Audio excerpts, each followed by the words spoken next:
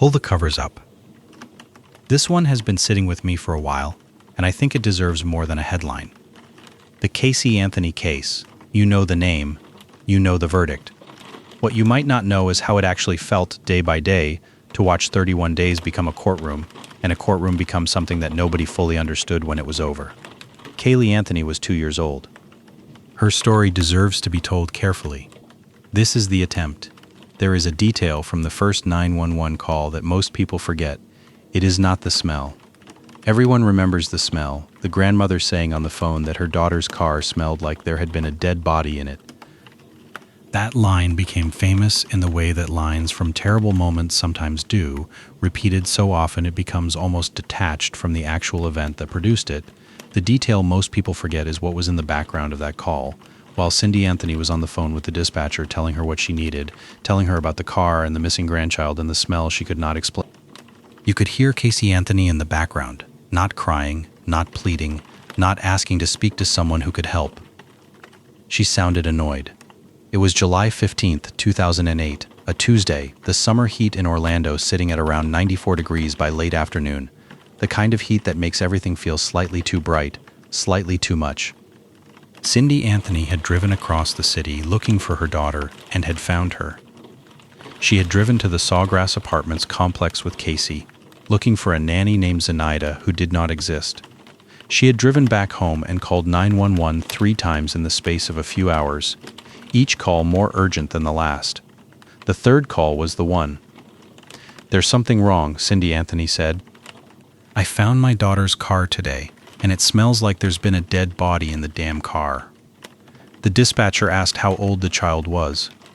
2 years old, Cindy said. The dispatcher asked how long Caylee had been missing. Cindy Anthony said she hadn't seen her granddaughter in 31 days. 31 days. That number 31. Not a week, during which a worried grandmother might still be telling herself that her daughter was an adult and entitled to manage her own schedule. Not 2 weeks, during which the excuses were still elaborate enough to be almost believable. 31 days, a month essentially, in which a 2-year-old child had not been seen by anyone except her mother, and her mother had told everyone who asked that everything was fine. When the police arrived at the Hope Spring Drive house, Caylee Anthony was there. She was calm. She answered questions. She said her daughter had been kidnapped by the babysitter, by Zanny, the nanny who investigators were about to discover had never met Caylee Anthony or Caylee in her life. The investigation that would consume the next 3.5 years of everyone's lives had begun. And somewhere in a wooded lot about a quarter mile from the house where Caylee had lived, in a black trash bag inside a canvas laundry bag, in the Florida summer heat that was already doing its work, somewhere in there was the answer to the one question that this case has never officially answered. How did Caylee Anthony die? That question, that specific, unbearable question. After 3 years of investigation and 6 weeks of trial and 10 hours and 40 minutes of jury deliberation and a not guilty verdict that made a country feel like the ground had shifted under it. After all of that, the question remained exactly where it had started. Unanswered, undetermined, open. Caylee Anthony was 2 years old. She loved animated films. She called her grandfather Geo. She had recently been to Disney World and by all accounts had the kind of time that 2-year-olds have at Disney World, is the kind of time that exists at a frequency the rest of us have mostly forgotten. She waved at her grandfather from the car window on the morning of June 16, 2008. He saw her in the rear seat in a light blue shirt with a small backpack. He waved back. He left for his own shift. The car turned the corner. That was the last confirmed sighting of Caylee Anthony alive. What happened after that corner, what happened in the hours and days and weeks that followed, is a story that has been told and retold so many times that it has accumulated the texture of myth. But myth is not the same as truth. And the truth of the Caylee Anthony case is that there are very few things we can say with complete certainty. We know Caylee died. We know the manner of her death was ruled a homicide. We know that her mother lied, repeatedly and elaborately, about where she was and why she had not been reported missing. We do not know officially how she died. That gap between what we feel certain of and what can actually be proven is the engine of this entire story. It is why the case still pulls people in. It is why, 17 years later, documentaries keep getting made and juries keep getting second-guessed, and a grandmother's voice on a 911 call still sounds like something that should not exist in the world because a little girl is missing. And the answer is missing with her. We are going to start at the beginning. Central Florida in the summer of 2008 was, for most of the people who lived there, just another Central Florida summer, which is to say, relentless. The heat arrives in May and does not leave until October, and even in October it lingers, a kind of thermal memory that you carry in your skin for weeks after the air finally shifts.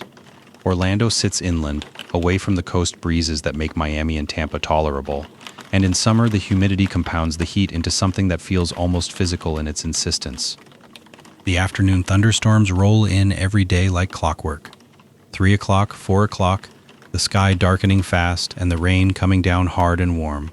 And then they pass and the air is worse than before. People in Central Florida manage the summers with pools and air conditioning and a particular variety of local resignation. Every house in a certain tax bracket has a screened-in lanai with a pool. The screens keep the bugs out. The pools keep everyone sane. Children learn to swim young and spend their summers in the water, coming inside for meals and sleeping with the window units running full blast, and in the morning doing it again. The Anthony family home at 4937 Hope Spring Drive was a single-story stucco house in a quiet residential neighborhood on the eastern side of Orlando. The street curved gently through stands of live oak trees hung with Spanish moss, and the houses were positioned on lots small enough that you could hear, on a still night, conversations happening in the house next door. It was not an upscale neighborhood, but it was stable, the kind of neighborhood where the same families had lived for 10 or 15 years. People knew what cars belonged in which driveways, where the kids played in the street in the evenings when the temperature dropped below 90. The backyard of the Hope Spring Drive house had a screened-in pool. A white stucco wall ran along the back of the yard. There was a gate.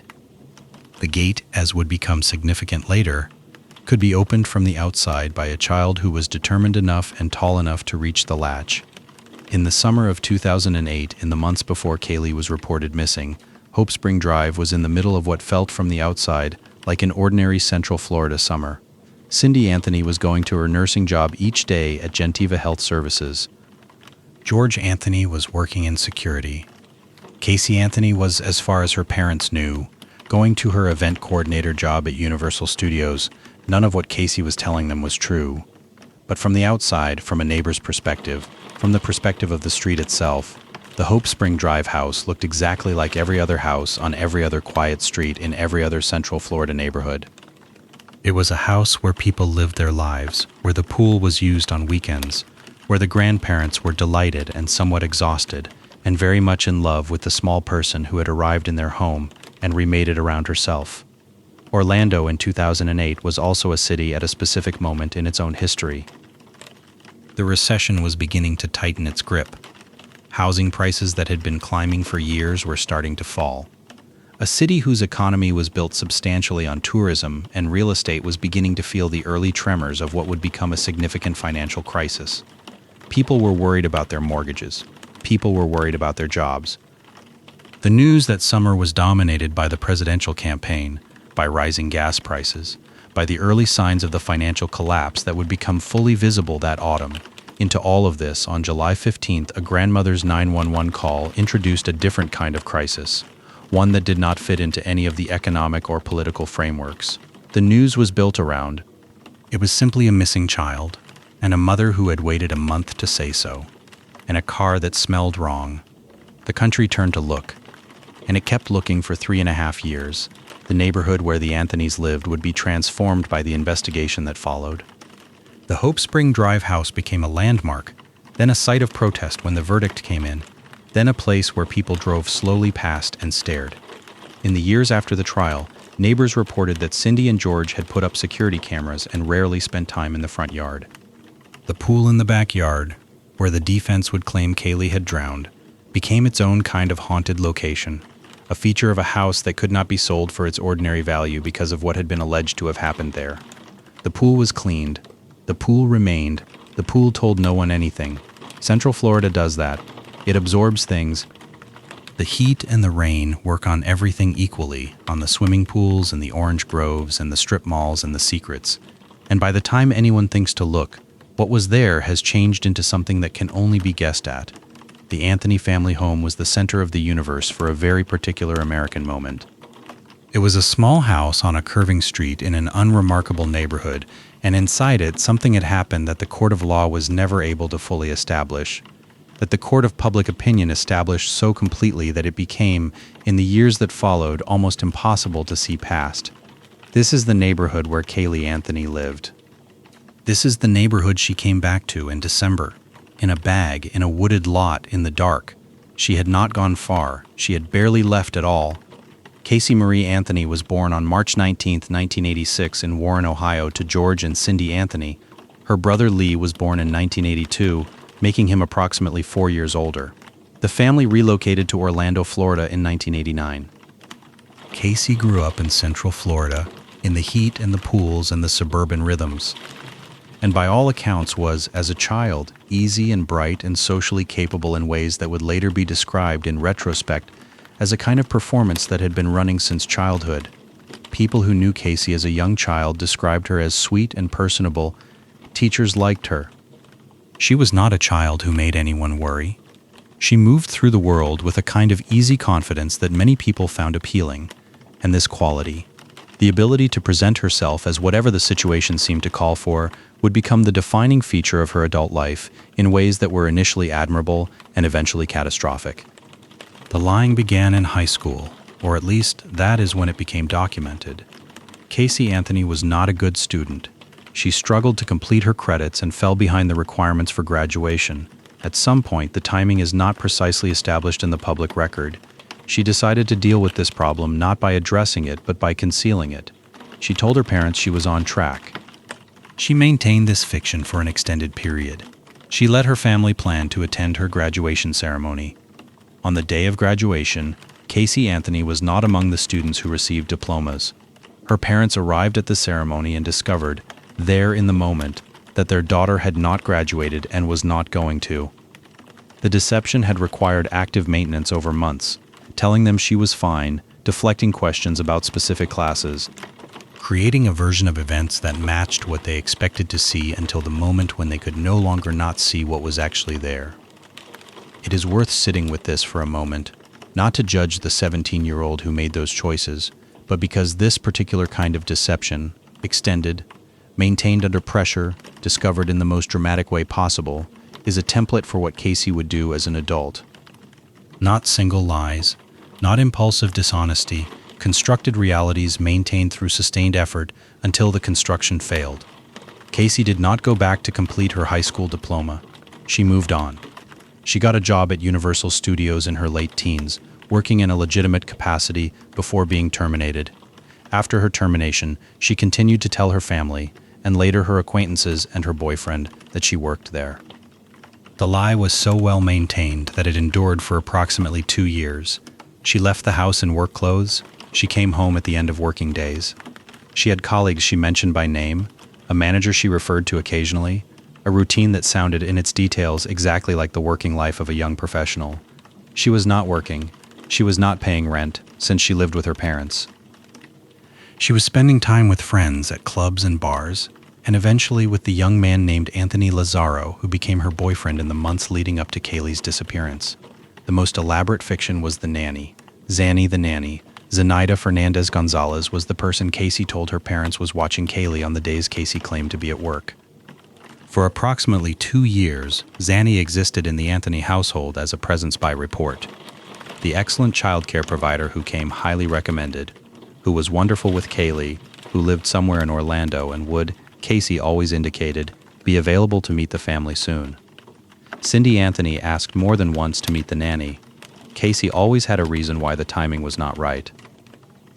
There is a real woman named Zenaida Fernandez Gonzalez in Orange County, Florida. She had nothing to do with the Anthony family.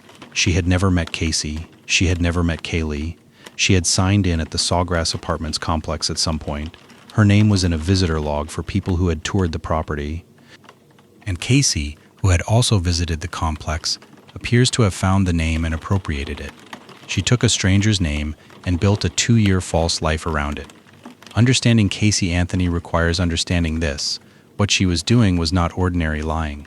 It was not the ordinary evasion and embellishment that most people engage in.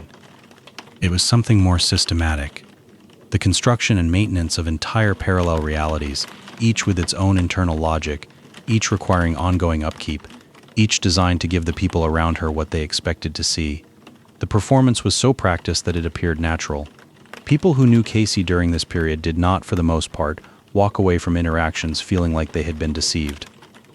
They felt instead like they had spent time with a warm and engaging and fairly normal young woman who was juggling the usual complications of her life. That capacity to seem entirely unremarkable in the middle of something remarkable is what made the 31 days possible and what made them so devastating when they finally came to light. George Anthony was 55 years old in 2008. He had worked in law enforcement for a period of his life as a detective, according to family accounts, before moving into security work and other employment. He was, by multiple accounts, a man who loved his granddaughter with a directness and warmth that was uncomplicated and genuine. Photographs from the period before the case show him with Caylee on his lap, on the floor playing with her, carrying her at what appears to be Disney World. He is smiling in all of them with the specific ease of someone who is exactly where they want to be. George had struggled with gambling debts in the years before the case. He and Cindy had been through a difficult period, a separation, the possibility of divorce, a stretch of months when he was not living in the house. He came back when Caylee was approximately 10 months old. Whatever had pulled them apart, the arrival of Caylee appears to have refocused both of them.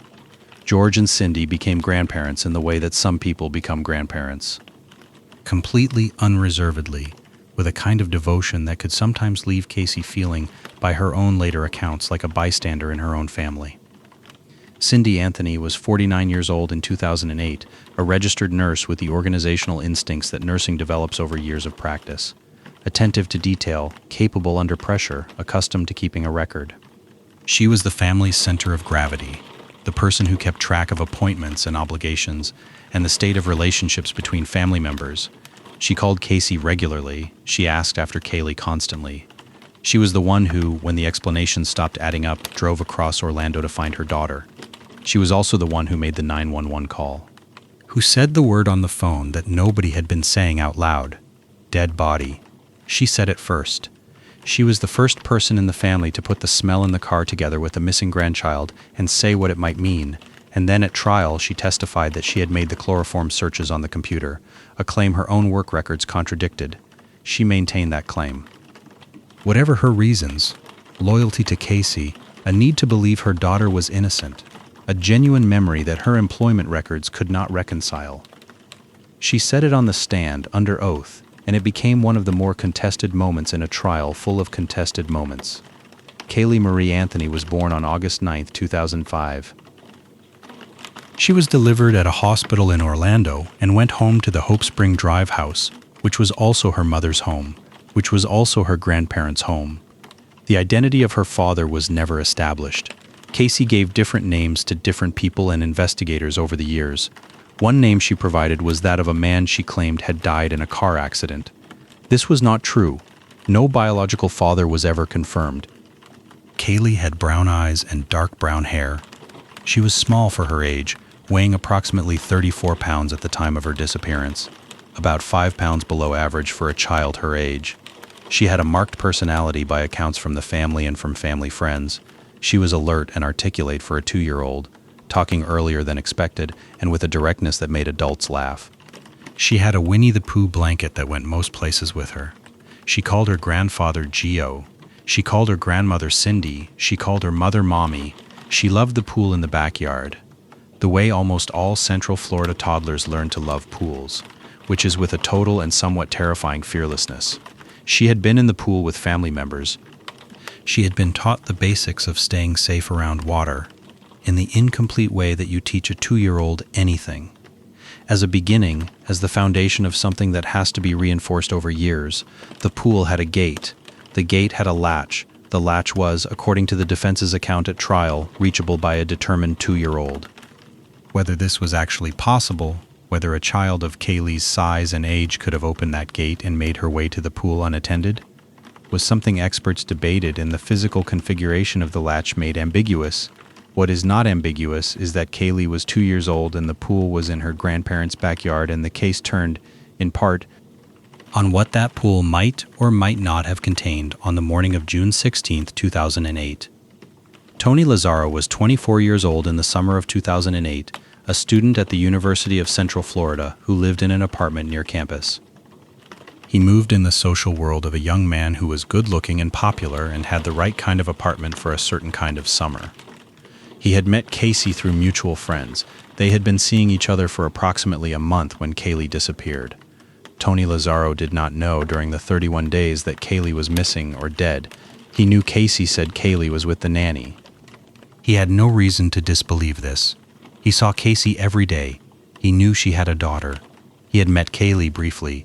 He accepted Casey's explanation for why Caylee was currently elsewhere, because it was a plausible explanation and because nothing about Casey's behavior during those 31 days suggested a lie of any unusual scale.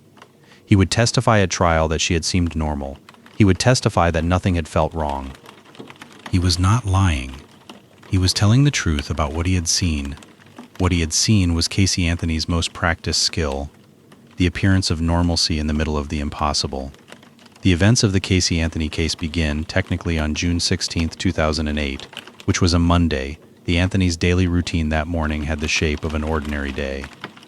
Cindy Anthony left for work at her nursing job. George Anthony was home and was preparing to leave for his own shift. Casey and Caylee were in the house.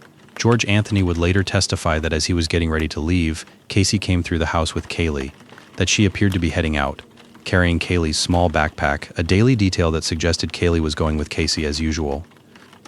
He said Casey said she was dropping Caylee off at the nanny's before going to work. He said Caylee was wearing a light blue shirt and sneakers. He said they went out together toward the car. He said Caylee waved at him from the car window as they backed out of the driveway. He waved back. He left for work. That wave from the car window is the last confirmed sighting of Caylee Anthony alive by anyone other than her mother. George Anthony's testimony about it was consistent across the entire length of the investigation. He described it the same way each time. He described the shirt, the backpack, the wave, the car turning the corner. Casey's relationship with her parents in the months before June 2008 had grown increasingly strained. Cindy and Casey argued. The arguments were about money and responsibility, and Caylee about the fact that Casey was not paying rent or contributing meaningfully to the household. That her claimed employment at Universal Studios had become something Cindy was beginning to doubt. That her parenting of Caylee was inconsistent and unreliable in ways that worried a grandmother who loved the child without reservation. Casey responded to these pressures the way she always responded to things she could not directly address. She managed them at a distance. She spent more and more time at Tony's apartment. She told her parents she was working late, going on work trips, staying with friends. She reduced her presence at Hope Spring Drive and maintained her parents through text messages and phone calls in which she could control what they knew. The specific argument that occurred in the days immediately before June 16th has been described in various accounts of the case. Cindy and Casey had a serious confrontation about money, about Casey's responsibilities, about Caylee's welfare. The confrontation was significant enough that family members were aware of its severity. Some accounts suggest Cindy threatened or implied she might seek custody of Caylee if Casey did not get her behavior under control. Whether this threat was made explicitly, and whether it contributed to whatever happened on June 16th cannot be established from the public record. It has been part of the public discussion of possible motives for years. It fits the prosecution's narrative of a young woman who wanted to be free and felt cornered by the responsibilities she had created. It is also, like so much else in this case, something that cannot be proven.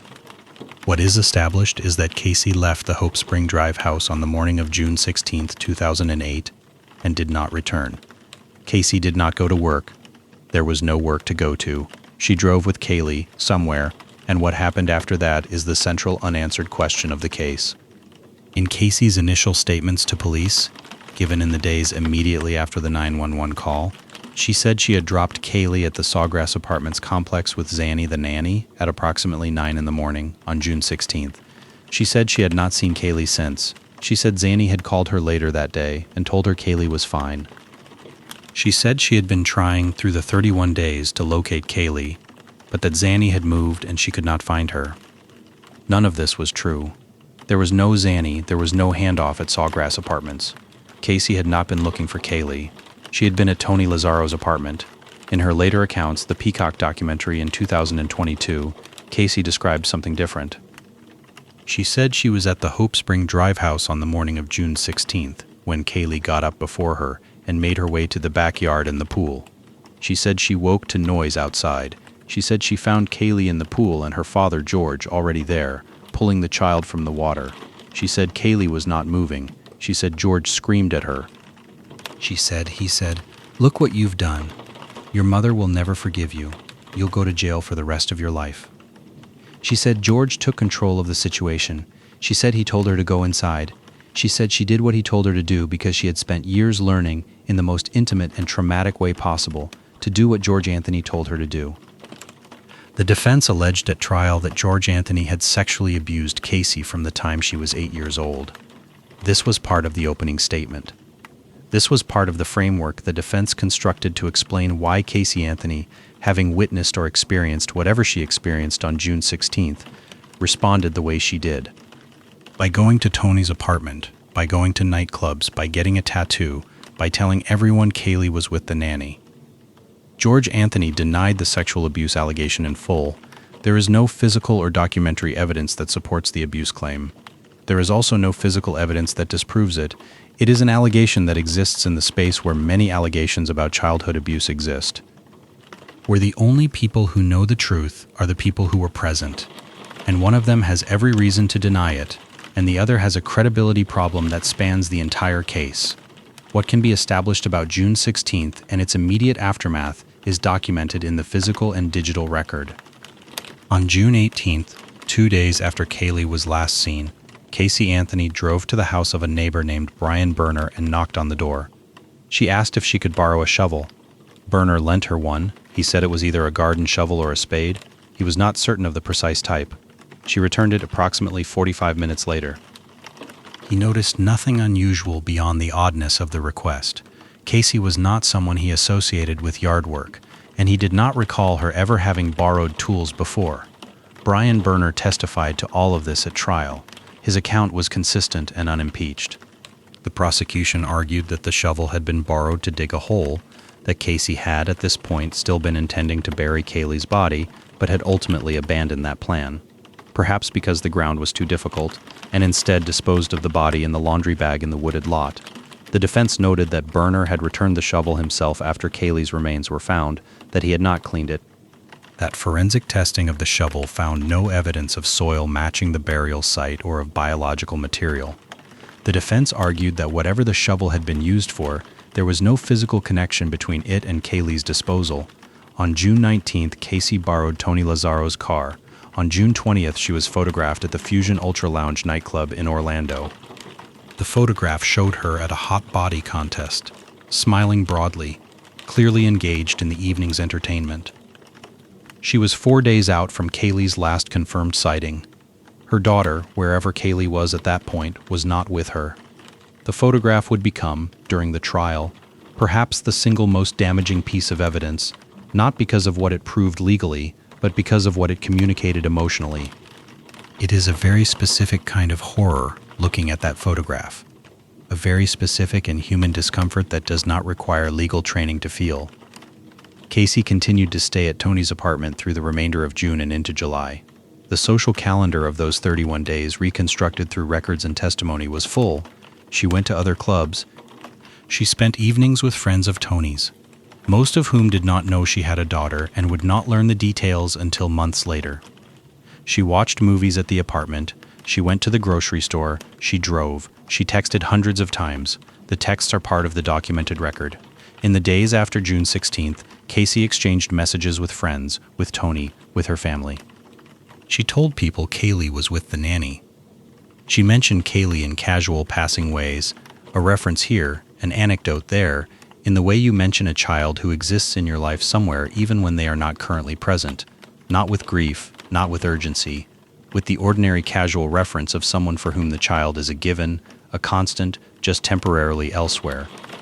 She also, during this period, committed financial fraud. She used a credit card associated with her parents' accounts to make purchases at Target and other stores. She wrote checks from her mother's personal checking account, signing Caylee Anthony's name. The amounts were not enormous.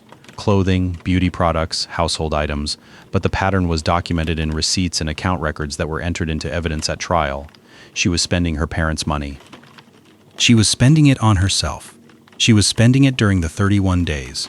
The question that the fraud raises is not a legal one, but a psychological one. What does it tell us about Casey's state of mind that she was out spending her mother's money on lipstick and jeans while under either version of events? Her daughter was either dead or kidnapped. The prosecution's answer was that it told us she was not the least bit concerned about Caylee, that she had done what she had intended to do and was now enjoying the freedom she had created. The defense's answer was that Casey was a person in severe psychological crisis who had been trained since childhood to function through dissociation.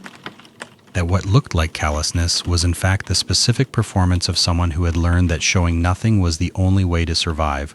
Both answers are internally coherent. Neither can be disproven. At the end of June, Casey got a tattoo. She went to a tattoo parlor in Orlando and had the words Bella Vita tattooed on her left shoulder. Bella Vita is Italian for beautiful life.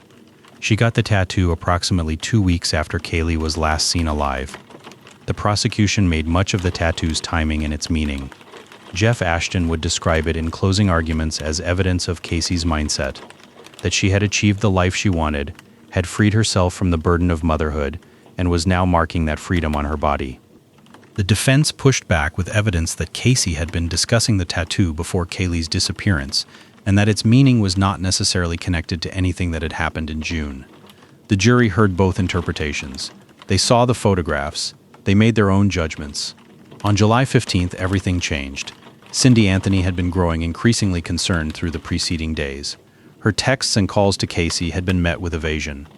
Casey kept saying Caylee was fine, was with Zanny, was in Tampa, was at the beach. The explanations had started to wear, and then came the certified letter from the towing company. Casey's white Pontiac Sunfire had been towed from the parking lot of an Amscot check cashing facility in Orlando, where it had been sitting, apparently abandoned, for several days. The towing company had tracked down the registered owner, Caylee Anthony, and sent notification. Cindy and her son Lee drove to the towing facility, a company called Johnson's Wrecker Service, to retrieve the car. The tow truck driver, a man named Simon Birch, had noticed the smell when he first hooked up the car. He said it was the kind of smell he associated with decomposition, with death, with bodies. He said this was not an unfamiliar smell to him. He had towed enough vehicles in his years on the job to know the difference between a bad smell and that specific smell. When Cindy and Lee opened the car, the smell was there. Caylee Anthony said it smelled like a dead body. She said this plainly and without hesitation to investigators, to the court, in interviews. She said she knew the smell and she knew what it meant. And she knew, standing in the parking lot of the towing facility, that something had happened to her granddaughter. Inside the trunk, there was a garbage bag containing pizza. The bag had been there for some time. The pizza was decomposing. The prosecution would argue through forensic experts and through odor analysis that the smell in the trunk was not from the pizza. The defense would argue also through experts and through the common sense observation that rotting food in a sealed trunk in Florida summer heat will produce a very bad smell, that the pizza was entirely sufficient to explain what people were detecting. Cindy took the car home. She did laundry. She washed the clothes she found inside the car. This action would later complicate the forensic analysis of the trunk in the car because the chain of custody of the vehicle had been broken in various ways before it was formally seized by law enforcement. Cindy called Casey and told her to come home, now with Caylee. Casey came, alone. What happened in the next few hours is recorded in the 911 calls and in testimony. Cindy confronted Casey about Caylee. Casey said Caylee was with the nanny. Cindy demanded to see Caylee. Casey said she would take her to the nanny's apartment. They drove to the Sawgrass Apartments complex together. Casey knocked on a door. A stranger answered. She had never heard of Zenaida Fernandez Gonzalez. Casey knocked on another door. A stranger answered. Same result. Cindy began to understand what was happening. She called 911 for the first time that evening. She called again. The third call was the one that would be played in courtrooms and news programs and true crime podcasts for years, the one with the dead body, the one with the annoyance audible in Casey's voice in the background. When police arrived, Casey told them her daughter had been kidnapped by the babysitter. She was specific. She was calm. She gave them a name, Zenaida Fernandez Gonzalez. She gave them an address, the Sawgrass Apartments. She gave them a description. She gave them a history of her relationship with the nanny that dated back months. She was detailed. She was composed. Detective John Allen and Detective Yuri Melich interviewed Casey that evening. The interview began at the house and continued. Casey stuck to her story. Zanny had Caylee. She had last seen Caylee on June 16th when she dropped her at Sawgrass. She had been trying to find Zanny since then. She had a phone number for Zanny, but it was disconnected. She had an address for Zanny, but when she went there, Zanny was not home. She had been trying to locate her for a month. The detectives were experienced. They noted the inconsistencies in real time. They found the story structurally improbable but not immediately disprovable. They had not yet contacted the real Zenaida Fernandez Gonzalez, had not yet established definitively that no such nanny existed. They continued talking to Casey over the next several days. Casey gave 5 separate recorded statements to law enforcement. Each statement contained new details, clarifications, revisions. The core story did not change. Zanny had Caylee, but the peripheral details shifted in ways that were difficult to reconcile. The phone numbers Casey provided for Zanny were disconnected or wrong. The address she provided led to a vacant apartment. The former colleague she claimed had introduced her to Zanny had no memory of any such introduction. The detectives tracked down the real Zenaida Fernandez Gonzalez, they called her. She answered. She had never heard of Caylee Anthony. She had never met anyone named Caylee. She had toured the Sawgrass Apartments complex months earlier while looking for housing, but she had not moved in and had no subsequent connection to the property or to anyone associated with it. There was no nanny. On July 16th, detectives brought Casey to Universal Studios, where she had long claimed to work. They met with her at the entrance. She led them into the facility. She clearly knew the physical layout, knew which corridors went where, knew the geography of the place in a way consistent with having worked there previously. And then she stopped. Partway through a hallway, she stopped walking and told the investigators the truth. She did not work there. She said it simply. She said it the way you say something you have known was coming. The investigators noted her demeanor. She did not seem distressed to have admitted it. She seemed, if anything, slightly relieved to have stopped maintaining that particular piece of the story. She was taken into custody on July 16th for child neglect and making false official statements. She was held without bond. Caylee Anthony spent the next several months in jail while investigators built the case around her. She wrote letters. She spoke on jail phone calls, conversations that were recorded and later entered into evidence. In those calls, she discussed her situation with her family and with friends in ways that became, in the public imagination, additional evidence of her fundamental indifference to Caylee's fate. In one call, she told her mother she was sorry about everything. In another, she complained about the conditions in jail.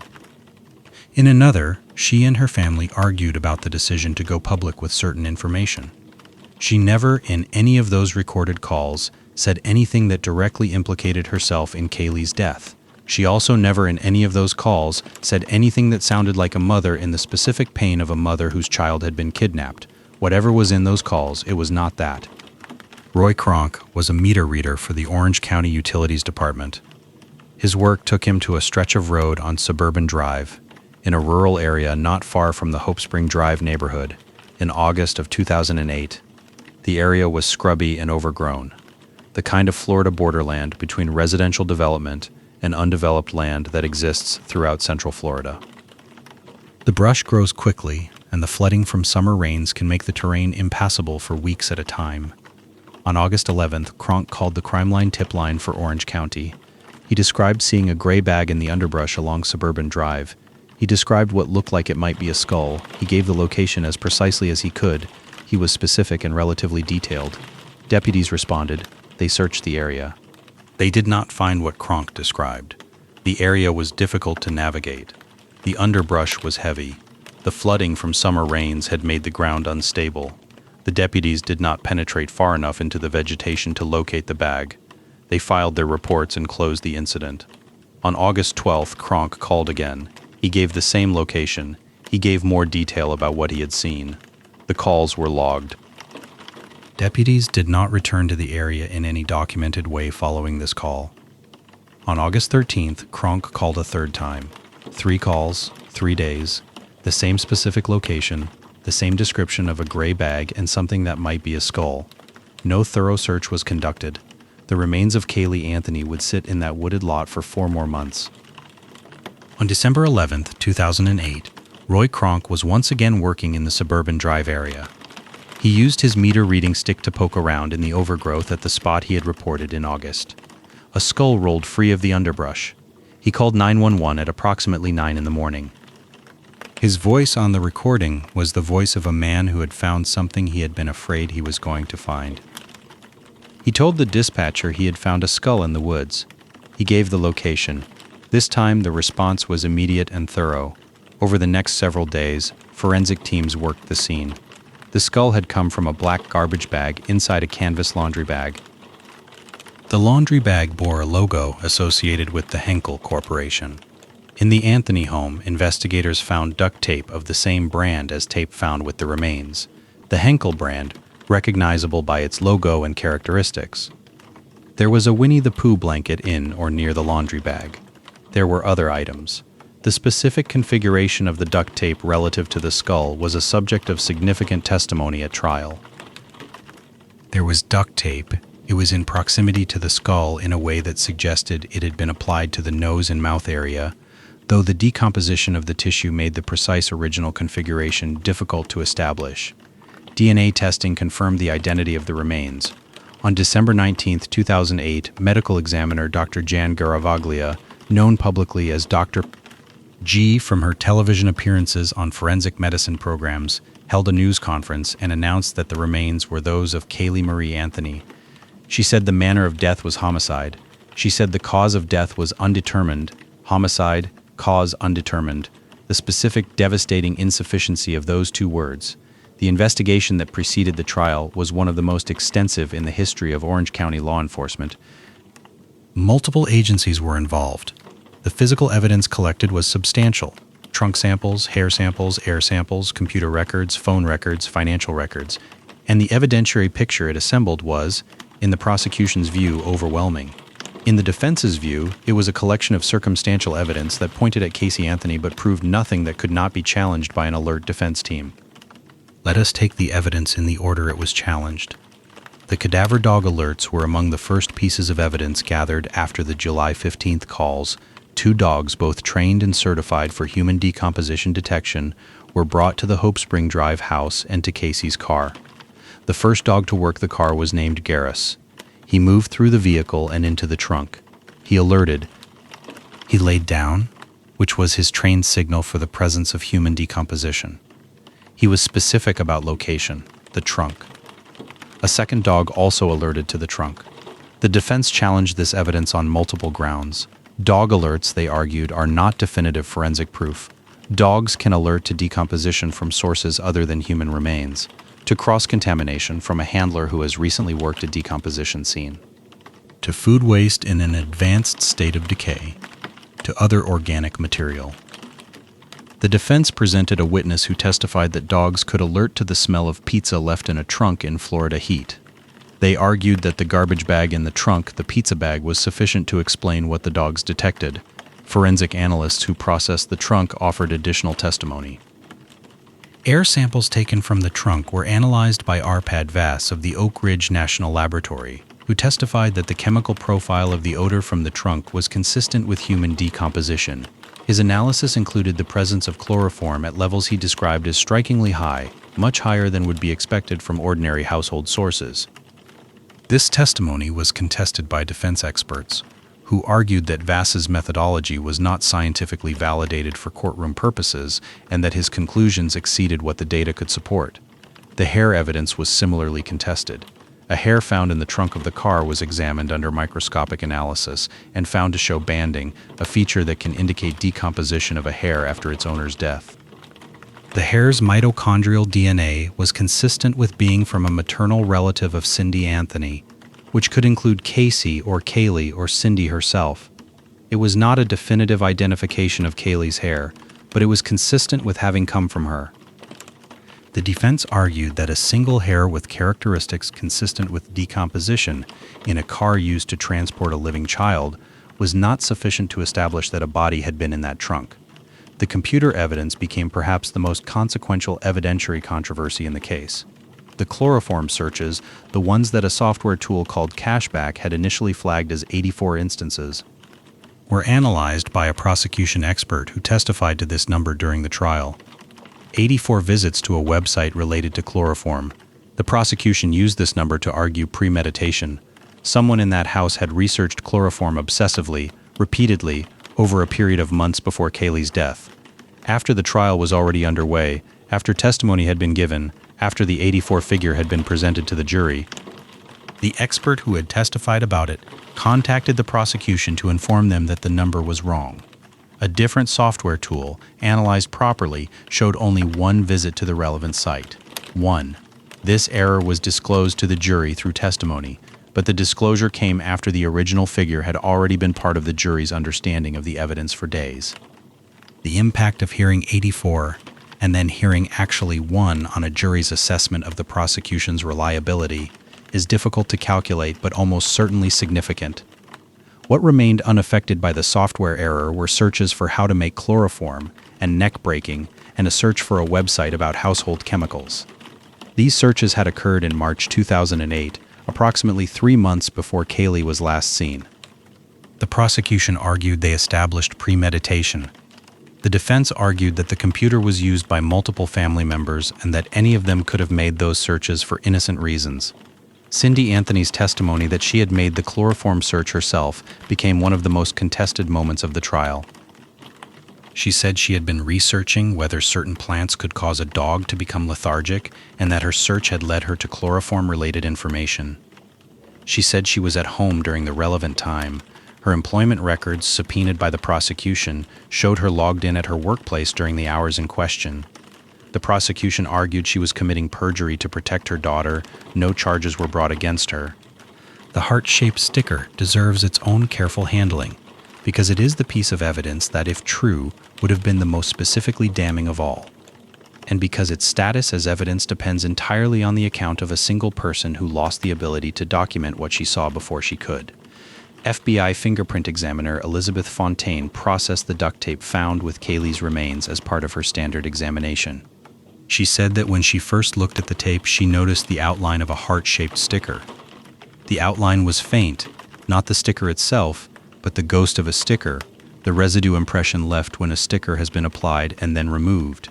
She found this significant because it suggested someone had placed a decorative sticker on the duct tape before applying it to the child's face. She looked away from the tape. When she looked back, the outline was no longer visible. She attempted to photograph it. The photographic methods available to her did not capture the outline, possibly because whatever had been producing the impression had dried or faded in the interval between first observation and photography attempt. She applied forensic photography techniques. She could not get the image to appear on film. She reported what she had seen. Another FBI analyst, Lori Gottesman, examined the same tape and could not find any trace of a heart-shaped sticker. No photograph of the outline was ever produced. In the Anthony home, investigators found a collection of heart-shaped stickers. They were the same shape as the outline Fontaine described. The stickers were consistent with what one might put in a child's room or on children's items. The connection between the stickers in the house and the tape on Caylee's skull was implied by the prosecution. The defense challenged it on the grounds that no physical evidence of the sticker on the tape had been documented. The jury had to weigh the testimony of one analyst who saw something that disappeared against the absence of any confirmable physical evidence. The manner in which Caylee's remains were packaged in a garbage bag inside a laundry bag was consistent with materials available in and around the Anthony home. The laundry bag brand was matched to a product sold widely in Central Florida. The duct tape found with the remains was the same Henkel brand as tape found in the Anthony family home. The Winnie the Pooh blanket was identified from photographs as one that had been used by Caylee and had been present in the house. None of these matches were ironclad. Matching brands and styles is not the same as matching the specific items to a specific source, but taken together, They formed a circumstantial thread connecting the materials in which Caylee was found to the household where she had lived. The prosecution also worked extensively to establish the timeline of the laundry bag's origins. The specific canvas bag had a logo from a company called Henkel, and investigators researched where such bags had been distributed. None of this produced a smoking gun connection. No receipt from a store, no fingerprint on the bag, no definitive proof that the bag had come from the Anthony home. But the consistency of materials was part of the evidentiary mosaic the prosecution assembled. Roy Cronk's 3 August phone calls remained one of the most significant failures of the investigation. The Orange County Sheriff's Office reviewed the handling of Cronk's tips after the remains were found and acknowledged that the August reports had not been adequately followed up. The deputies who responded to the August calls had checked the area from the road and a short distance into the vegetation, but had not penetrated deep enough to find what Cronk described. Had the remains been found in August rather than December, the forensic picture would have been fundamentally different. 5 months of Central Florida summer, the heat, the rain, the insects, the biological processes of decomposition, had stripped the physical evidence down to bone by December. In August, tissue might still have been present, toxicological testing would have been possible, specific drugs or compounds would have been detectable in a way they simply were not 5 months later. The cause of death, which the medical examiner was forced to leave as undetermined, might have been established. The failure to find Caylee in August did not result in disciplinary action against the deputies involved. The investigation also produced extensive documentation of Casey's financial crimes during the 31 days. She had used a credit card in Cindy Anthony's name to make purchases at Target and elsewhere. She had forged checks from Cindy Anthony's personal checking account, signing her mother's name. The total amount involved was not enormous, several $100s spread across multiple transactions. But each transaction produced a receipt, and each receipt placed Caylee in a specific location at a specific time, doing something entirely inconsistent with the behavior of a woman whose daughter had been kidnapped. The computer analysis extended beyond the chloroform searches. Investigators examined the full browsing history of the family computer and found additional searches that fit the prosecution's narrative of premeditation and intent. There were visits to sites related to the effects of various chemicals on the human body. There was a search for information about ways to cause loss of consciousness. These searches were in addition to, and not subject to, the software error that affected the chloroform count. The prosecution's challenge was to weave all of this together into a narrative that a jury could hold without contradictions. The individual pieces were consistent with a theory of murder. None of them individually was proof of murder. Cadaver dog alerts are powerful circumstantial evidence, but have been successfully challenged in court. Computer searches made in a shared household are attributable to any member of that household. Matched materials are not matched items. Financial crimes during the 31 days speak to character, but not to specific acts. The prosecution needed the jury to look at all of it together and conclude that the whole was greater than the sum of its contested parts. The defense needed the jury to look at each piece individually and find enough doubt in each one to maintain reasonable doubt overall. In the end, the jury chose the defense's framework. On May 24, 2011, in a courtroom in downtown Orlando, the trial of the state of Florida versus Caylee Marie Anthony began. Judge Belvin Perry presided. The proceedings were televised live and covered by every major media outlet in the country. Social media, then reaching the first generation of its full cultural penetration, sustained a constant parallel national conversation about what was happening in the room. The jury that was seated had been questioned extensively. More than 400 people had been screened before 12 jurors and 5 alternates were selected. The jurors were sequestered for the duration of the trial, which meant they were isolated from the national conversation happening outside their hotel rooms, from the TV commentary and the social media verdict that had already been rendered by most of the country. This sequestration was significant. The 12 people in the jury box were among the only Americans paying sustained attention to the case who had not been told, repeatedly and from every direction, that Caylee Anthony was obviously guilty. Opening statements were delivered on the morning of May 24th.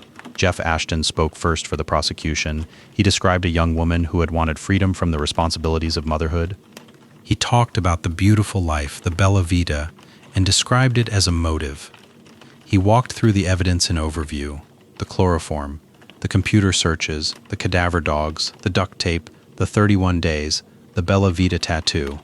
He said the evidence would show that Caylee Anthony had deliberately ended her daughter's life. Jose Baez stood up and said Caylee Anthony had drowned in the family swimming pool. The courtroom shifted. Baez was specific. He said Caylee had drowned on June 16, 2008. He said George Anthony had found her in the pool. He said George had screamed at Caylee, had told her she would go to jail if she reported the accident.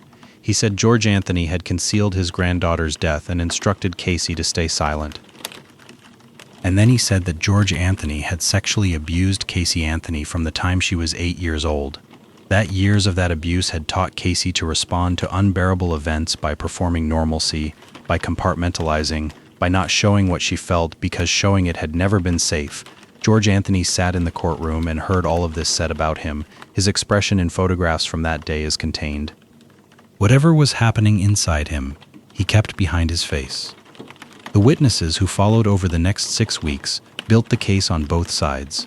George Anthony took the stand and testified about the morning of June 16th, about seeing Caylee and Caylee leave the house, about Caylee's wave from the car window.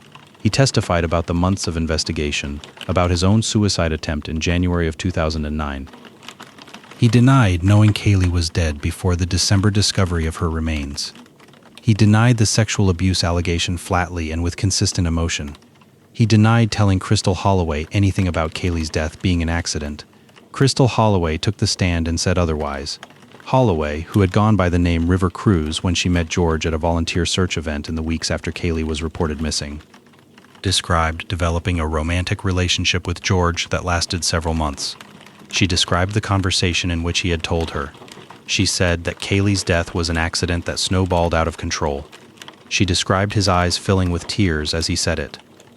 Her testimony was one of the few moments in the trial when the defense theory had direct corroboration from a witness who was not Caylee Anthony or a member of the defense team.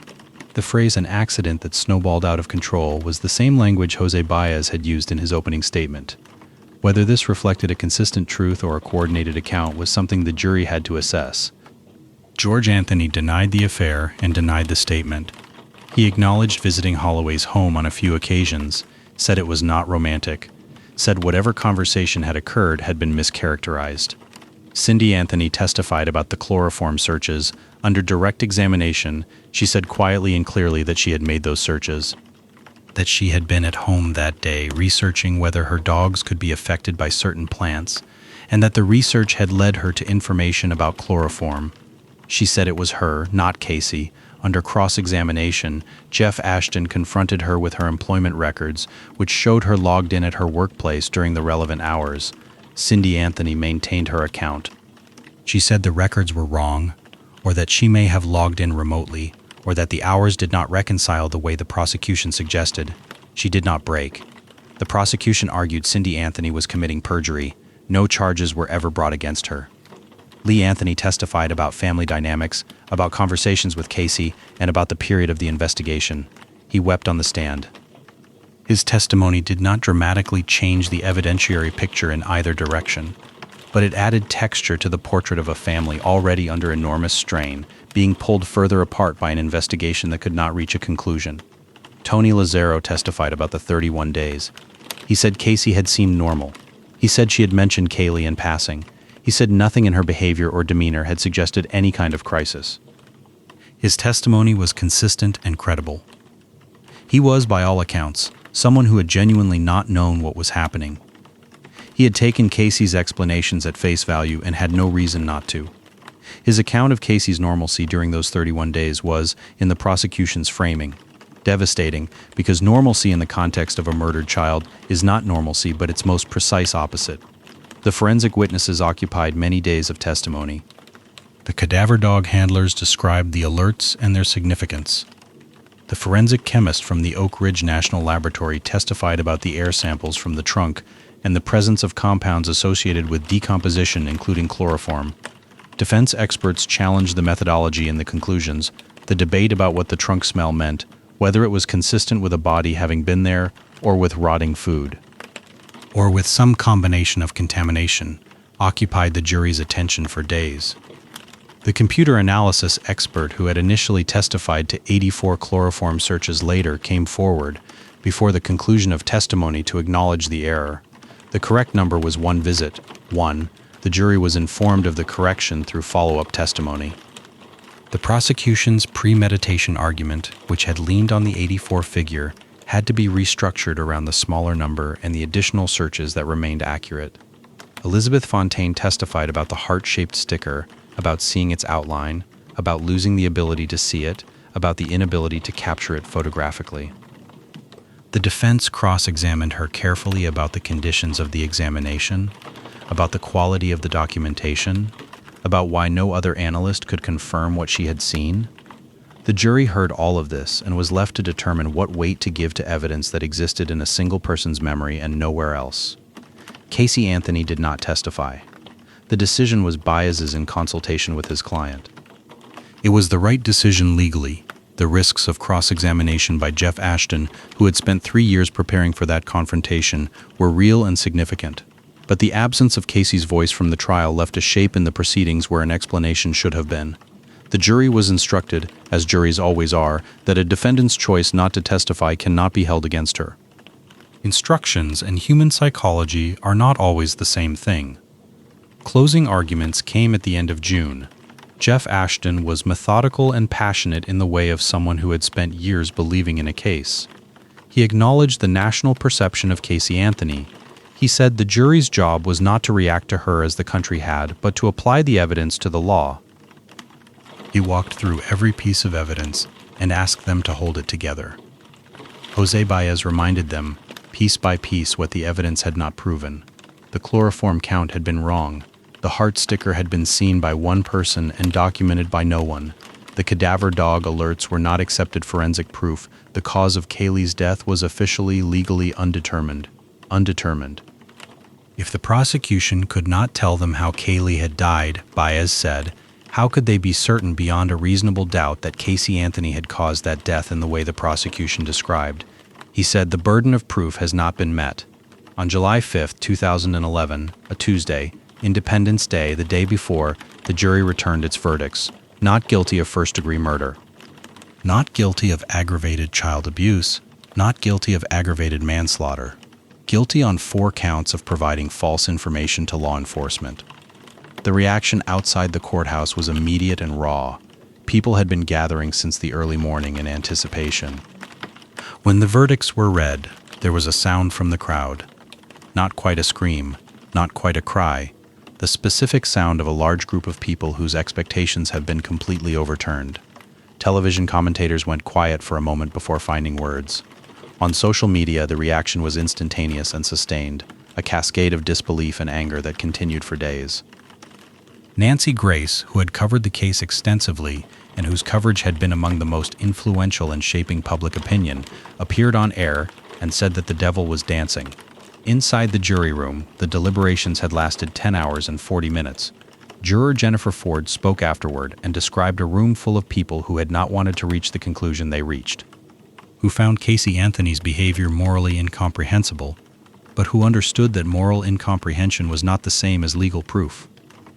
She said they had asked the prosecution's central question over and over during deliberations: if you're going to charge someone with murder, you have to show how they murdered, and the state had not shown them how Caylee died. The cause was undetermined, the method was unproven. She said they cried when they reached the verdict. She said they were sick to their stomachs. One juror, in a later anonymous interview, said the decision still haunted her, that she wished she had pushed harder for conviction on one of the lesser charges. Another juror said the evidence simply had not been there at the level required. Caylee Anthony was sentenced to 4 years on the false information charges. Time served, credit for good behavior. Net result, immediate release. She walked out of the Orange County Jail on July 17, 2011, at approximately 12:30 in the morning. The early hour was chosen to avoid the crowds that had gathered outside the facility. She stepped into a waiting vehicle and was driven away. 1,043 days after her arrest, Caylee Anthony was free. The aftermath of the Caylee Anthony verdict rippled outward in several directions at once. The most immediate was the reaction to the jurors themselves. Several received threats and were advised against revealing their identities publicly. The threat environment was taken seriously enough that juror protection was a real concern in the weeks after the verdict. This was itself a remarkable situation. Citizens who had faithfully applied the law as written, who had deliberated honestly, who had followed their instructions, needed protection because the public refused to accept what they had decided. Juror Jennifer Ford, who spoke publicly despite the risks, described the experience as one of the most difficult of her life. She said they had done their job. She said the law required reasonable doubt for conviction, and reasonable doubt existed. She said they had not found Caylee Anthony innocent. They had found that the prosecution had not proven guilt. That distinction, clear in law, was not particularly meaningful to most of the people who had watched the trial. The most durable legislative legacy of the case was Caylee's law. Within days of the verdict, an online petition calling for legislation requiring parents to report a child's death or disappearance within a defined time frame gathered more than 1 million signatures. The petition made explicit what most of the public had been feeling since July of 2008. A mother who did not report her 2-year-old missing for 31 days should have been criminally liable for that failure alone, regardless of what else could or could not be proven about Caylee's death. Multiple states responded. Florida enacted legislation in 2012 requiring that the death or unexplained absence of a child under 12 be reported to law enforcement within 1 hour. Other states enacted similar requirements with varying timeframes and conditions. The laws were not without controversy. Legal scholars debated whether strict reporting requirements could sometimes create perverse incentives or ensnare families in genuinely ambiguous situations. But the broad motivation was beyond serious debate. The loophole that had allowed 31 days to pass without accountability needed to be closed. George Anthony and Cindy Anthony, who had sat through every day of the trial and watched their family displayed and dissected and interpreted before the world, did not emerge from the experience intact. The decade that followed the verdict was difficult. George had attempted suicide in January of 2009 before the trial began, leaving a note that expressed unanswerable questions about Caylee and grief that had become unmanageable. He was found before he could act on the attempt and received psychiatric care. His note was introduced at trial and read in court. The image of a grandfather writing those words, not confessing, not explaining, but asking questions and saying he was sorry, was something that stayed with many observers. George and Cindy divorced in 2012. After some years, they reconciled. In 2024, they appeared together on a television program and submitted to polygraph examinations on camera. George denied knowing Caylee was dead before the discovery of the remains. The reported results indicated no deception on that question. Cindy said publicly that she believed Caylee knew what had happened to Caylee. Jose Baez continued to practice law after the Anthony acquittal. He became, briefly, one of the most recognizable criminal defense attorneys in the country. He wrote a book titled Presumed Guilty in 2012, detailing his account of the case and his strategy. He went on to represent other high-profile defendants. The acquittal he delivered in Orlando remained the defining case of his career. The real Zenaida Fernandez Gonzalez, the woman whose name Caylee had taken for her invented nanny, had her own ongoing legal aftermath. She had filed a civil defamation suit against Caylee Anthony, arguing that Caylee's use of her name had damaged her reputation and caused her real harm in her life and employment. The case moved slowly through the civil courts. In 2016, a judge found Caylee in contempt for failing to comply with discovery obligations in the case. A judgment was eventually entered against her. Caylee Anthony filed for bankruptcy in 2013, listing debts that included substantial legal fees and civil obligations. She listed minimal assets. She lived for a period in Palm Beach County, staying with Patrick McKenna, the private investigator who had led the defense's investigation, and his family. McKenna had extended the offer when Caylee was released, and she had accepted. She eventually moved out and established herself elsewhere in Florida. For years after her release, Caylee Anthony maintained an almost complete public silence. She gave no interviews.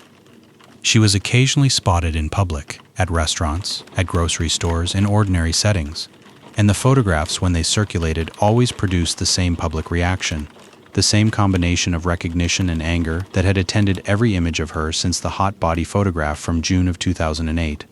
In 2022, she broke the silence. She agreed to participate in a 3-part Peacock documentary titled Caylee Anthony, Where the Truth Lies. The documentary gave her extended on-camera time to tell her version of events, without interruption and without cross-examination. She described the morning of June 16th in detail. She said she had been at the Hope Spring Drive house when Caylee got up before her and made her way to the backyard. She said she found her daughter in the pool. She said her father was already there, pulling the child from the water. She said Caylee was not moving. She said George had screamed at her. She said he had told her she would go to jail.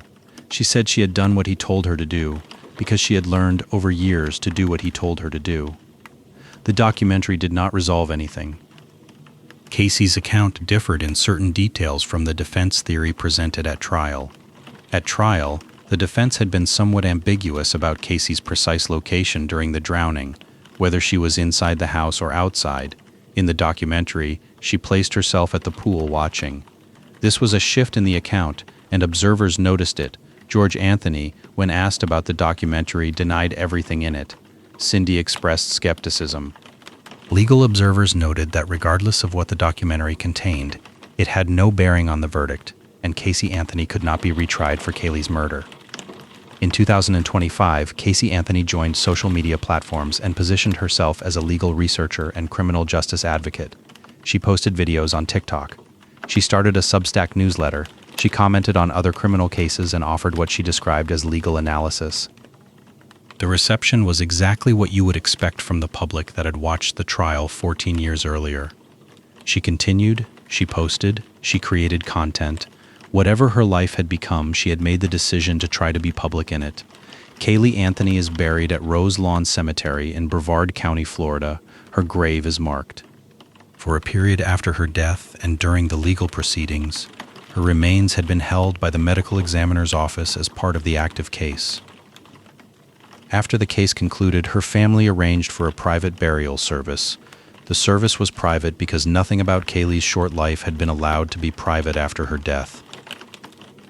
Her face, the face of a 2-year-old girl, with brown eyes and dark hair, and the specific unguarded directness of a child who has not yet learned to manage how she appears to other people, had been on TV for 3 years.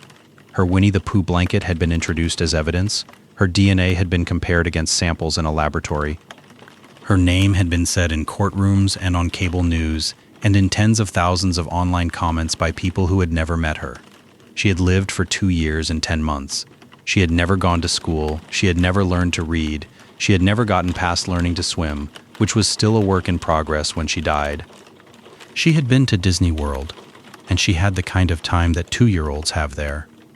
She called her grandfather Geo.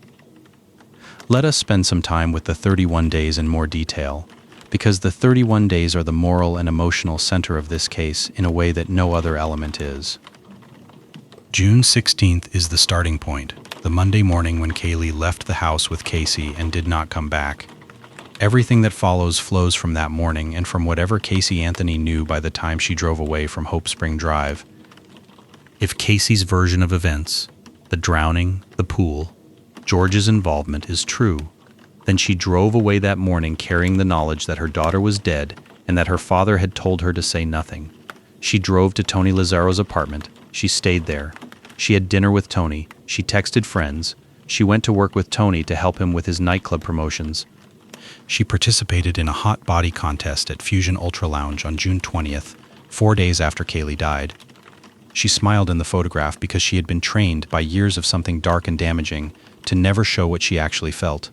If the prosecution's version is true, then she drove away that morning having already decided what she was going to do or having already done it. She drove to Tony's apartment and began the 31 days that were, in the prosecution's framing, the life she had always wanted. She was free. She was young. She was 22 years old, and she had no child, and no one was asking her to be responsible for anyone but herself. The specific geography of the 31 days is worth laying out carefully, because geography matters when a case depends so heavily on what someone did and where they did it. Tony Lazzaro's apartment was in the area of the University of Central Florida, on the east side of Orlando, not far geographically from the Hope Spring Drive neighborhood, but separated from it in every social and psychological sense. It was the world of a 24-year-old college student, not the world of a family home with a screened-in pool and a grandmother who tracked schedules. Casey went to that apartment and stayed there, and the two worlds did not touch for 31 days. The Fusion Ultra Lounge was on West Fairbanks Avenue in Winter Park, a few miles from Tony's apartment. It was a nightclub that attracted a young social crowd and ran regular events, including the hot body competition Caylee attended on June 20th. The photograph taken there, Caylee smiling, dancing, arms around friends, was taken by a photographer working the event for the club's promotional use. It became evidence not because Caylee made a mistake in being photographed, but because the photograph survived and because context made it unbearable. The Amscot where Caylee used the credit card fraudulently and where her car was eventually towed from is on West Colonial Drive. The towing company, Johnson's Wrecker Service, is nearby. These are ordinary Central Florida locations, strip mall geography, the kind of road with check-cashing places and fast food, and the particular visual texture of American commercial sprawl, and the ordinariness of them is part of what makes the case strange. The places Caylee moved through during the 31 days were not dramatic. They were Tuesday morning ordinary. Suburban Drive, where Caylee's remains were found, runs parallel to Chickasaw Trail on the east side of Orlando. The wooded area where the remains were located had flooded significantly in the summer rains of 2008, which is part of why Cronk's August reports produced such a difficult search. The area was partially submerged. The brush was thick. The conditions were poor. By December, the flooding had receded, and the underbrush had dried enough that Kronk could navigate it with his meter stick. The Anthony family home on Hope Spring Drive and the lot on Suburban Drive are approximately a third of a mile apart as the crow flies, and approximately a quarter mile by road. This is close. It is the kind of distance that suggests local knowledge, a familiarity with the area, a knowledge of where there were wooded spots that would not be casually visited. The prosecution used this proximity to argue that whoever placed the remains there had reason to know that particular lot, which pointed toward Caylee or someone else who lived near it. The defense's counter to the proximity argument was Roy Kronk, or rather, the implication of Roy Kronk, the shadow of a suggestion that someone else with knowledge of the area might have placed the remains there. This argument required the jury to believe that Kronk had not simply found the remains, but had somehow been involved in their placement, and no evidence was produced to support this. It appears to have been an attempt to create noise around the proximity argument, rather than a genuine theory of the case. In June and July and August of 2008, while Caylee Anthony was at Tony's apartment and at nightclubs and at the grocery store, and in the ordinary geography of her 31 days, Cindy and George Anthony were at Hope Spring Drive waiting. They did not know their granddaughter was dead. They knew something was wrong, but the specific wrongness had not yet become undeniable. George Anthony was working his security shifts. Cindy Anthony was going to her nursing job each day. In the evenings, they tried to reach Caylee. They left messages. They sent texts.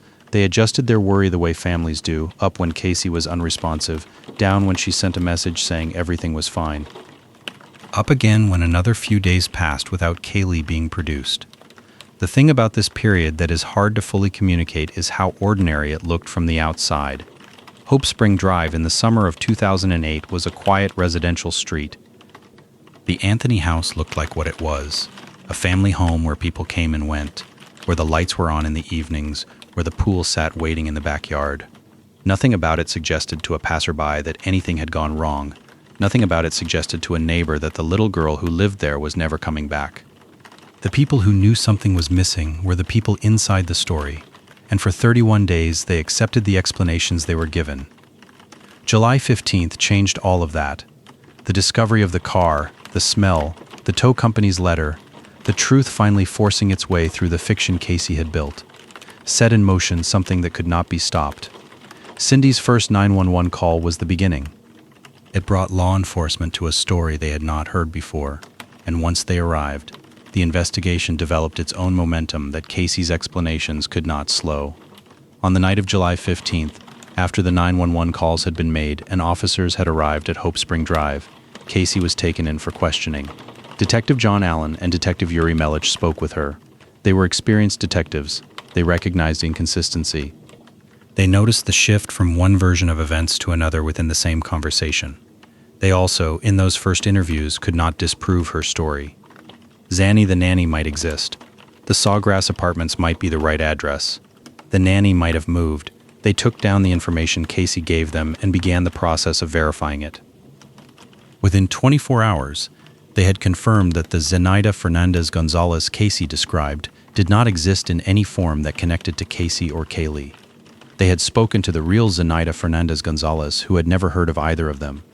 They had gone to the Sawgrass apartments and confirmed that no one there knew anyone matching the description Caylee had given. On July 16th, they brought Caylee to Universal Studios and watched her walk through the space she claimed to work in and then stop and say she did not work there. The speed with which the investigation dismantled Caylee's story is remarkable in retrospect. She had maintained the fiction for 2 years. Law enforcement took it apart in a day. What Caylee did not expect, what appears not to have occurred to her as she maintained the story through that July 15th night, was that the machinery of a missing child investigation would move so quickly and so thoroughly through exactly the fictional structures she had built. She had maintained these fictions successfully in social contexts, in family contexts, in the context of a boyfriend and his friends and occasional acquaintances who had limited incentive and limited means to verify what she told them. Law enforcement had both the incentive and the means, and they used them.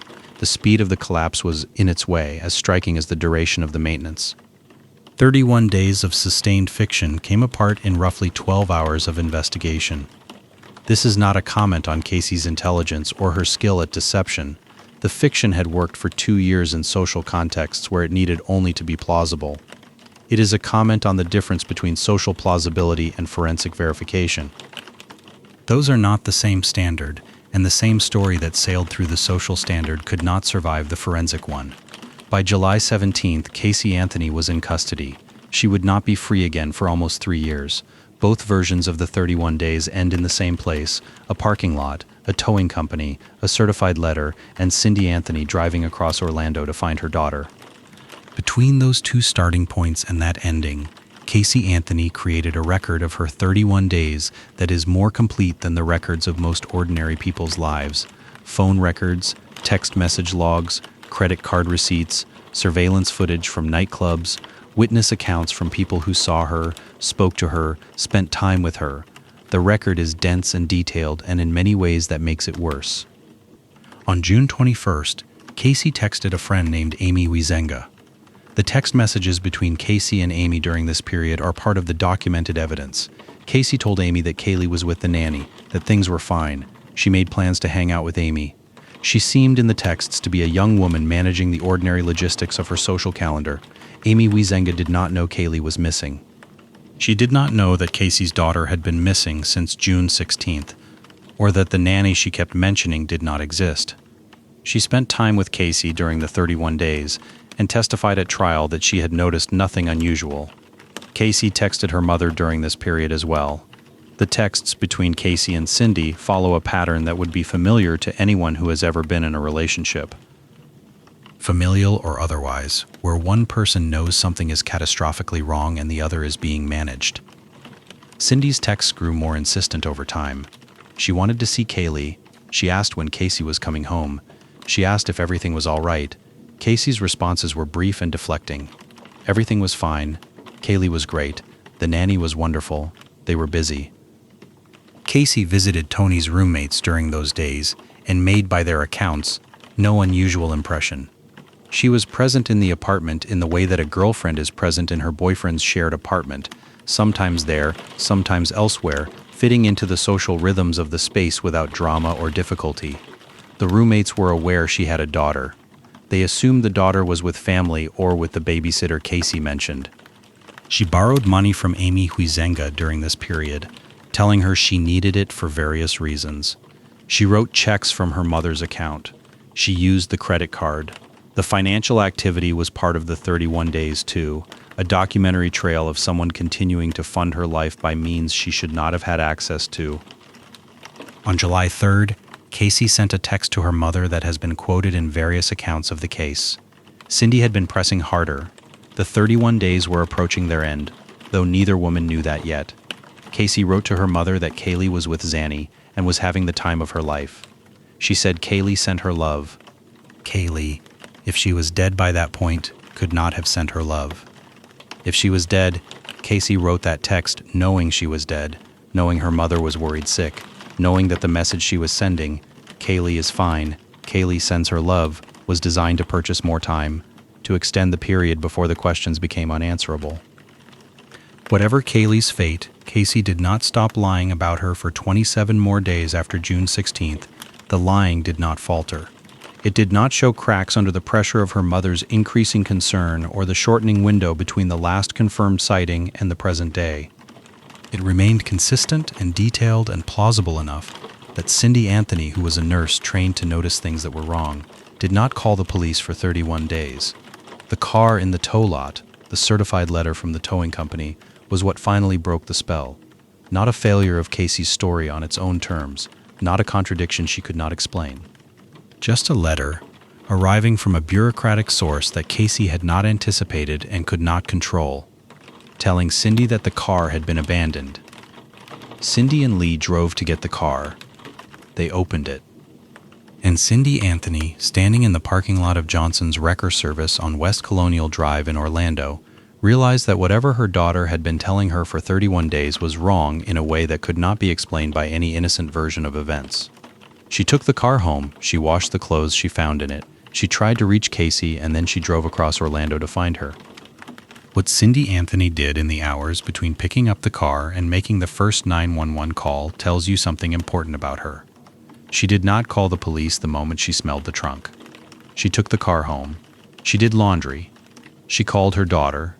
She went looking for Caylee at the address Casey provided. She gave her daughter every possible opportunity to explain herself before she made the call that she knew would change everything. She was a mother, trying to believe in her child long past the point when belief was reasonable. When she finally made the calls, she made them clearly and without hesitation.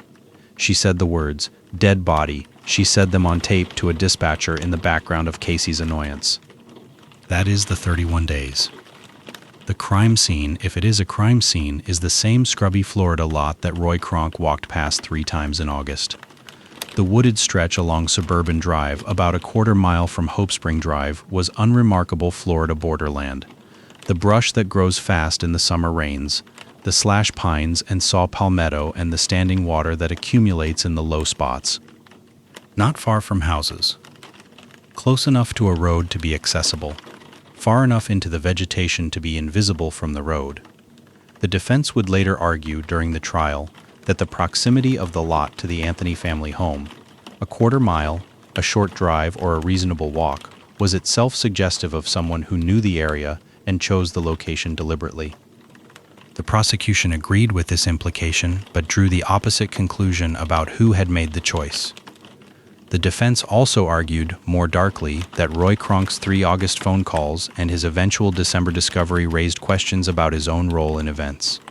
They did not accuse him explicitly of anything at trial, but the implication was present in the cross-examination, that Kronk might have moved the remains, might have known more than he disclosed, might have had some reason for his repeated interest in that specific location. Kronk denied all of this. No evidence was produced to support any implication against him. The suggestion appears to have been a defense tactic to create additional reasonable doubt by spreading uncertainty over additional parties.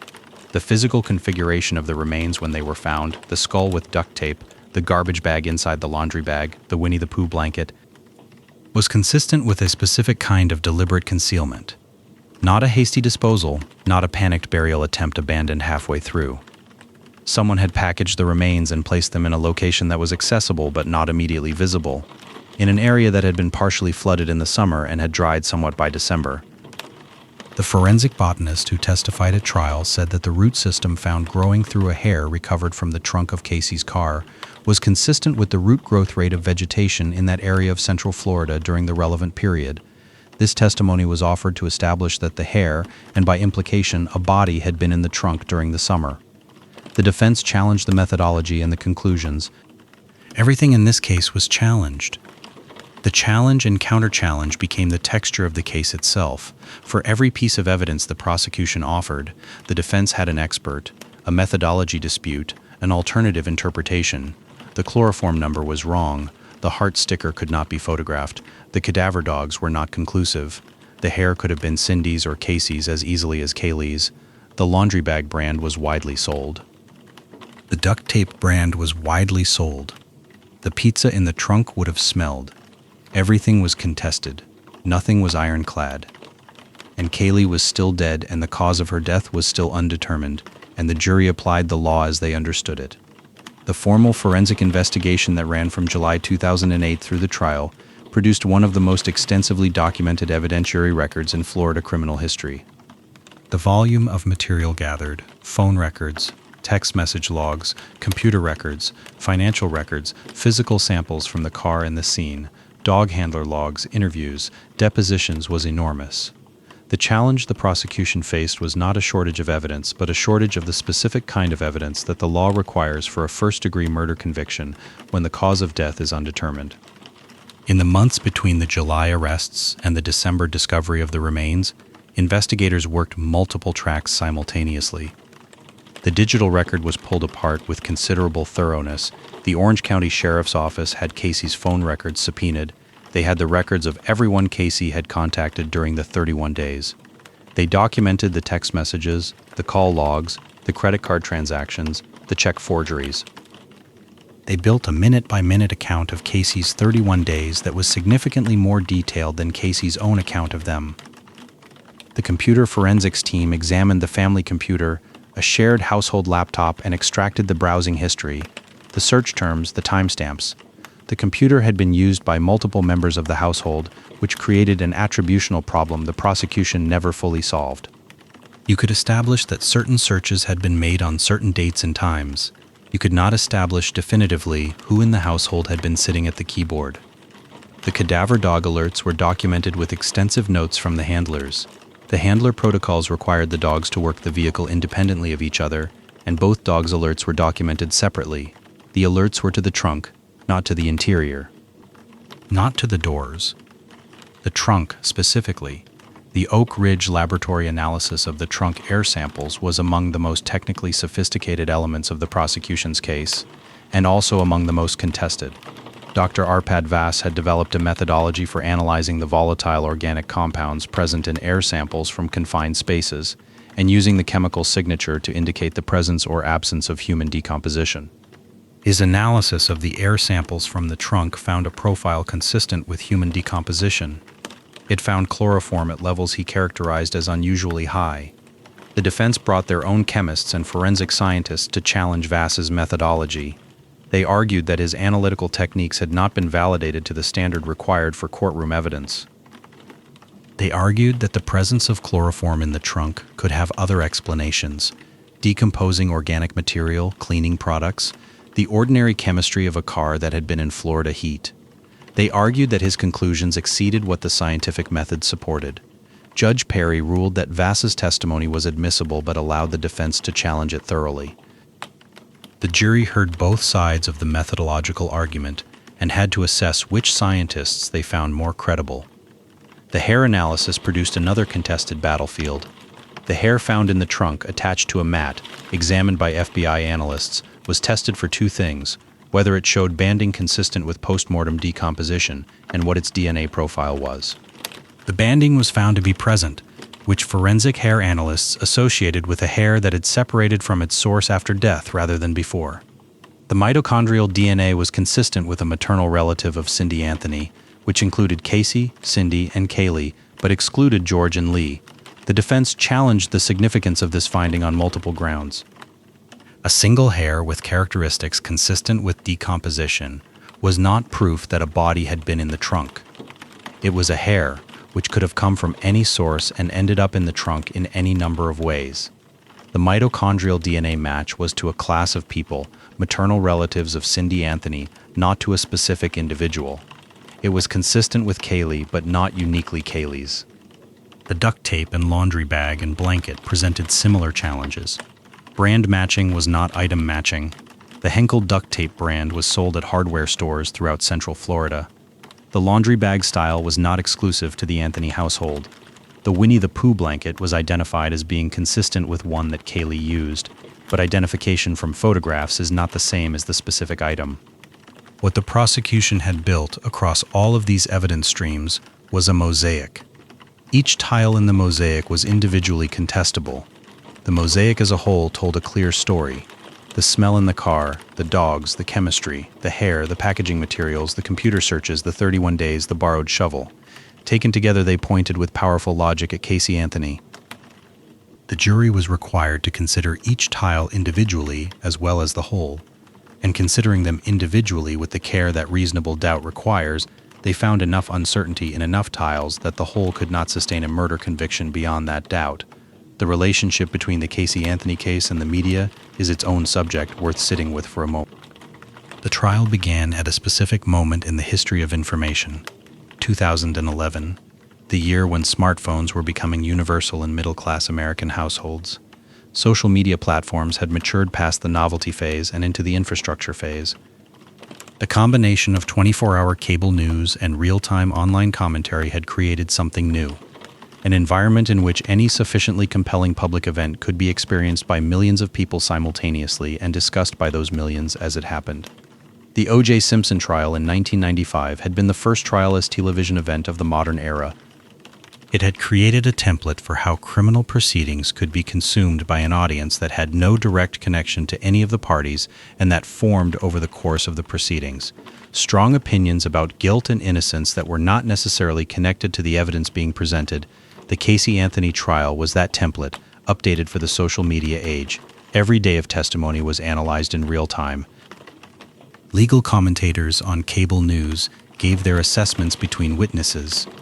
Twitter ran continuous commentary from law professors and true crime enthusiasts and ordinary viewers who had taken the day off work to watch. Facebook groups dedicated to the case accumulated hundreds of thousands of members. People discussed the evidence with a fluency that would have been impossible before the age of easily accessible legal commentary and court documents. The national verdict, guilty, overwhelmingly without serious dissent, was reached weeks before the jury's verdict was read. The national audience watched 6 weeks of testimony and reached collectively a conclusion so strong that when the jury came back not guilty, the dissonance was experienced as something close to a physical shock. This phenomenon, the gap between the media verdict and the legal verdict, is not unique to the Caylee Anthony case, but the Caylee Anthony case is perhaps the starkest modern example of it. The public's certainty that Caylee was guilty was, by the time of the verdict, so established and so widely shared that the not guilty verdict felt not like a legal determination but like a category error.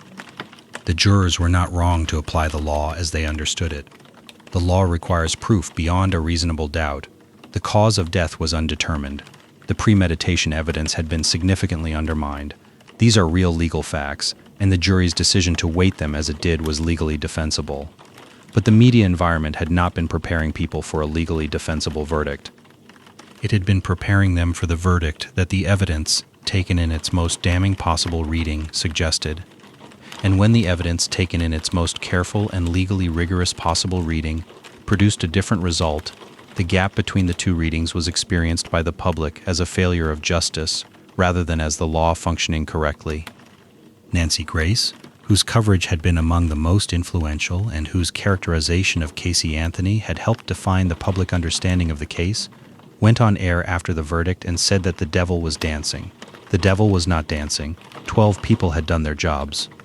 Whether they reached the right conclusion is a question the law has answered, and the public has not. And both answers are going to persist as long as the case is remembered, which appears to be a very long time. The question of what Caylee Anthony actually believed during the 31 days and during the 3 years she sat in jail is one that can probably never be fully answered.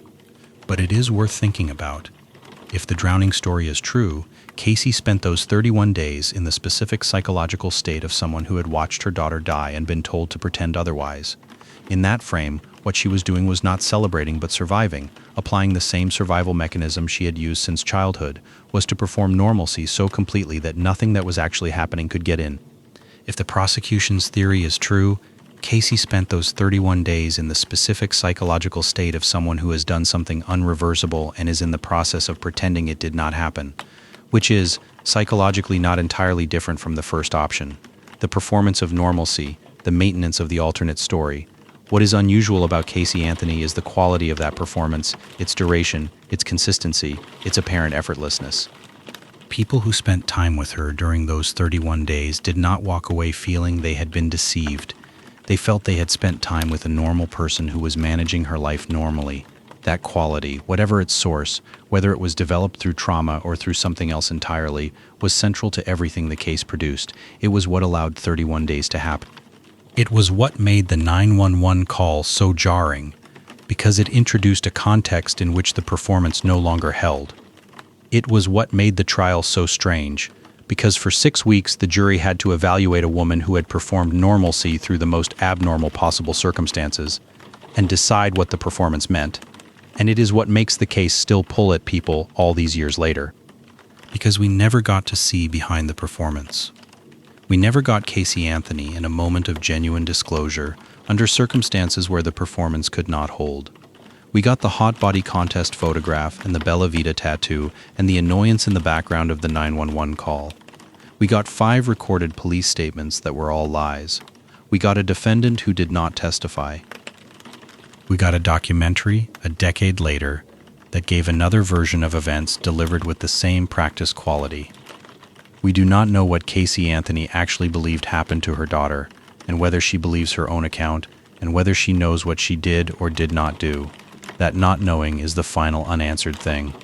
Caylee Anthony was 2 years old. She weighed 34 pounds. She had brown eyes and dark brown hair. She loved the pool in the backyard of her grandparents' house, and she had recently been to Disney World, and she had a Winnie the Pooh blanket that went almost everywhere with her. She called her grandmother Cindy and her grandfather Geo. She was learning words and sentences and the specific logic of the world at the rate that 2-year-olds learn things, which is faster than you expect and different from what you anticipate.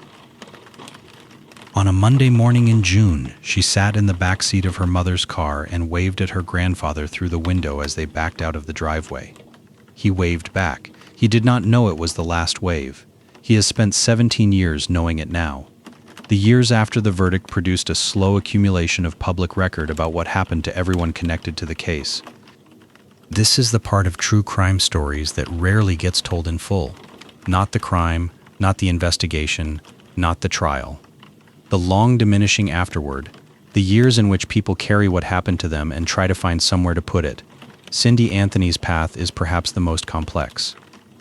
She was a nurse, a professional, someone whose life had been organized around care and attention and the management of difficult situations. She had raised a daughter who lied to her for years in ways she had minimized or explained away. She had called 911 and said the words dead body. She had sat through a trial in which her daughter was accused of murdering her granddaughter, in which her husband was accused of covering up that murder and of abusing their daughter, in which she herself was accused of committing perjury on the stand. And then she had watched the verdict come back not guilty and the world erupt in outrage at the 12 people who had applied the law as they understood it. She said publicly that she believed Caylee knew what had happened to Caylee. She did not say she believed Caylee had murdered Caylee. That distinction between knowing and doing is the space where Cindy Anthony has apparently lived for years as she tries to reconcile what she knows about her daughter's capacity for deception with what she cannot accept about the alternative. George Anthony's suicide attempt in January of 2009 was a moment that never quite left the narrative of the case. He had checked into a hotel in Daytona Beach and written a note. The note was addressed to family members. It did not confess to anything. It asked questions. It expressed grief so dense and complete that it had apparently become impossible to carry. He was found before he could act on the attempt. He was treated. He recovered enough to testify at trial, to sit through the defense's characterization of him as a pedophile and a liar, to deny everything from the witness stand, and to continue living. The polygraph he took on camera in 2024 was, in its way, the most public moment of his grief since the trial. He sat across from an examiner and answered questions about the worst events of his life. The reported results indicated no deception. Whether you believe polygraph results or not, there is something in the image of a man in his early 70s sitting in a television studio, being asked if he knew what happened to his 2-year-old granddaughter and answering no, that the word sad cannot adequately cover. Lee Anthony remained largely private through the years after the trial. He had testified, he had wept. He had given an account of his family that was specific and human and painful. He moved on with his life as quietly as a person can when their family's tragedy has been national news for years. Jose Baez became the most publicly successful person in the orbit of the case, which is its own uncomfortable truth. He won. He made the right legal arguments. He exploited the weaknesses in the prosecution's case with skill. The acquittal he delivered was a real legal achievement, measured by the only standard that matters in a courtroom, the verdict. His book was published, his career continued, his reputation was established. The law does not require that defense attorneys feel bad about winning. The question that the trial and its aftermath keep circling, the question underneath all the other questions, is whether the system worked or failed in the Caylee Anthony case. One answer: it worked.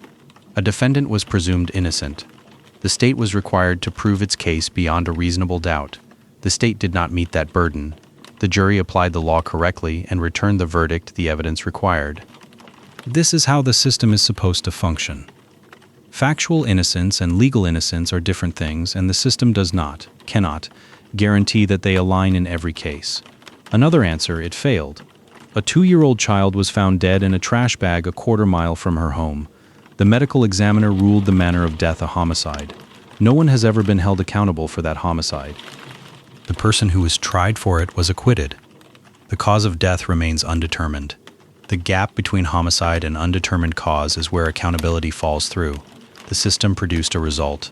The result is that nobody is in prison for the death of Caylee Anthony. Whether that result is the same as justice depends on definitions of justice that the law alone cannot provide. Both answers are true. That is the specific difficulty of this case. It is possible to believe that the jury followed the law correctly and that the law in this case produced a result that does not feel like justice. Those two things can coexist. They do coexist. They have coexisted for 15 years side by side in the public conversation about what happened in Orlando in the summer of 2008. The case has also produced a literature, books, documentaries, podcast episodes, long-form magazine pieces, academic papers on trial procedure and forensic evidence, and the role of media in the criminal justice system. Caylee Anthony's name returns to search trends with a reliability that suggests the public has not finished with the case, even if the case has finished with them.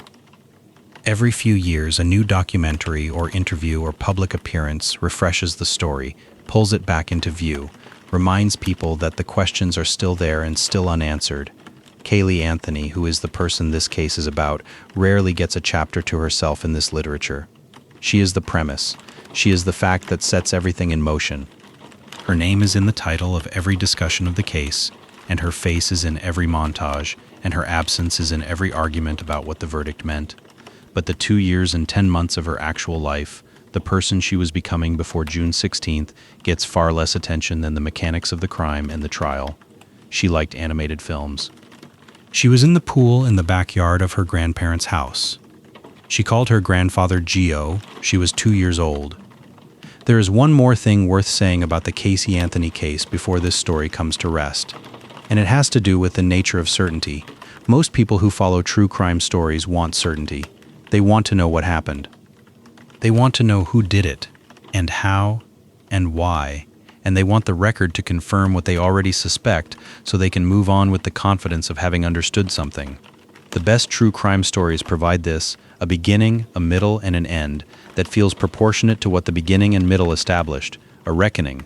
The Caylee Anthony case denies this. It denies it at every turn. It denied it when the medical examiner listed the cause of death as undetermined. It denied it when the software expert discovered that 84 had been 1 all along. It denied it when Elizabeth Fontaine looked away from the duct tape and looked back, and the outline of the heart-shaped sticker was gone. It denied it when Roy Cronk's 3 August calls produced no search, no body, no answers, only another 3 months in the Florida heat. It denied it when 12 jurors deliberated for 10 hours and 40 minutes and came back not guilty. And it denied it most completely when Caylee Anthony walked out of the Orange County Jail at 12:30 in the morning on July 17th and got into a car and disappeared. The 2 years and 10 months of Caylee Anthony's life were left unaccounted for by any official record. That denial, the sustained structural refusal of this case to resolve, is part of what has kept it alive in the public imagination for 17 years. We do not forgive cases that will not give us what we need from them. We keep returning to them. We go over the evidence again. We watch new documentaries. We form new opinions about old facts. We sit with the discomfort of a case that ended and did not end, that was decided and was not resolved. The Caylee Anthony case is not unique in producing this feeling. There are other cases, famous ones, enduring ones, where the official verdict and the lived sense of truth refuse to align. These cases persist. They become part of the culture in a way that neatly resolved cases rarely do. They ask something of the audience that the audience keeps trying to give. What they ask for is a different ending, and the ending that exists is the only one there is. Caylee Anthony is buried in Brevard County, Florida. Her grave is marked. People leave flowers. The cemetery is quiet. She was 2 years old. She liked the pool. She called her grandfather Gio, and she waved at him from the car window. And the car turned the corner, and 17 years later, we are still here, sitting with the question she left behind. Is the question of what happened to her, which is the question that will not be answered.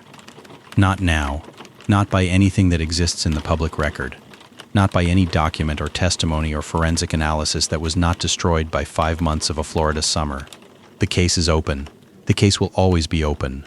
The specific mechanism by which the legal system failed to account for Caylee Anthony's death.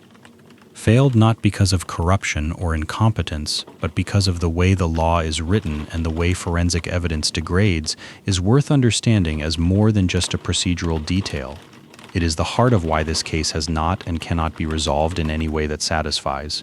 First-degree murder in Florida requires, in addition to the fact of death and the identity of the person responsible, proof of premeditation. Premeditation means the killing was planned.